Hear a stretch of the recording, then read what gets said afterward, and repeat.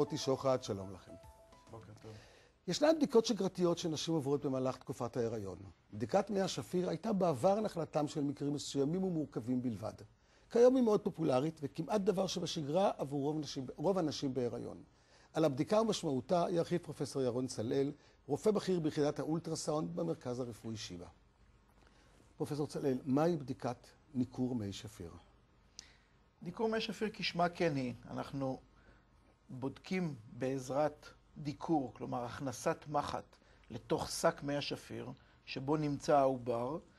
את מי השפיר דוגמים, שואבים מספר CC של מי שפיר, ושולחים אותה למעבדה הגנטית. כן. כמו נמצא כאן פרופסור מוטי שוחט. כן. לבדיקה גנטית. לבדיקה גנטית, לבדיקה כרומוזומלית. זה בדרך כלל המטרה הבסיסית שלה. אנחנו נרחיב אחר כך, יש עוד כמה דברים שאפשר לבדוק, אבל בעיקרון זו בדיקה לבדיקת הכרומוזומים של העובר. כלומר, לבדוק את הגנטיקה שלו, נכון? לראות אם יש איזושהי מחלה גנטית, או אם יש איזה... זה לא בדיוק מחלה גנטית, אנחנו מדברים על הכרומוזומים, שזה החומר שעוטף את הגנטיקה. יש דברים ספציפיים, שני בני הזוג נשאים למחלה גנטית מסוימת, בודקים גם ספציפית את המחלה הגנטית הזאת. אבל ככלל זה בדיקה לבדיקת הכרומוזומים. אנחנו יודעים שבכל תא בגוף האדם יש 46 כרומוזומים. 23 זוגות שממוספרים... זוג אחד מהאבא וזוג אחד מהאמא. נכון, ממוספרים מ-1 עד 22, פלוס הזוג הנוסף זה כרומוזומי המין. ואת זה אנחנו בודקים. אנחנו אומרים שבודקים תסמונת דאון, כי זו הבעיה הכרומוזומלית השכיחה ביותר. אבל אנחנו ניתן לבדוק את כל הכרומוזומים שיש בעובר.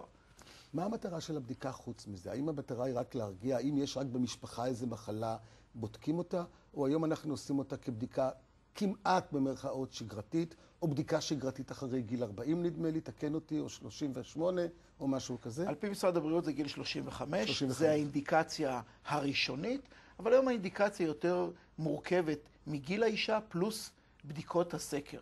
שבדיקות הסקר מורכבות קודם כל מבדיקת שקיפות עורפית שנעשית בשבוע 12, שזה כבר מאוד מוקדם. לבדיקת השקיפות העורפית ניתן לצרף גם בדיקות דם שנעשות, הסקר הביוכימי המוקדם, שמעלה עוד יותר את האילד, את החיזוי.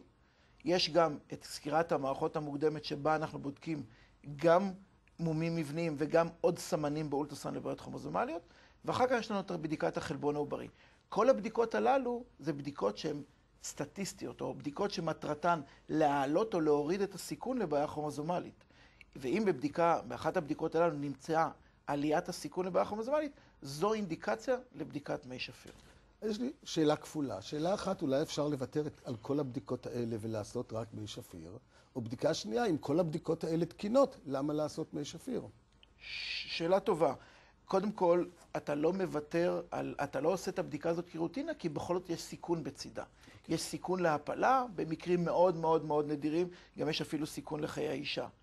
מצד שני, גם כשהבדיקות האלה תקינות לחלוטין, זה לא שולל ב-100% בעיה כרומוזומלית, והיו לנו מקרים כבר שעשינו דיקור מי שפיר, מצאנו תשובה של תסמונת דאון, לפני ההפלה בדקנו שוב את עצמנו ושוב את העובר, ידענו שאנחנו בודקים עובר עם תסמונת דאון ולא היה שום ממצא מבני. איזה בדיקות האישה צריכה לספק לרופא לפני שהיא באה לבדיקה? כמו שאמרתי, זה בדיקות שנעשות במהלך ההיריון. קודם כל גיל האישה, שזה הסמן הראשון מעל 35. הסמן הראשון מעל גיל 35.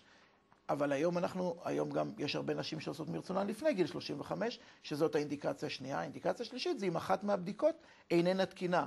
שקיפות עורפית, חלבון עוברי, סקירת מערכות.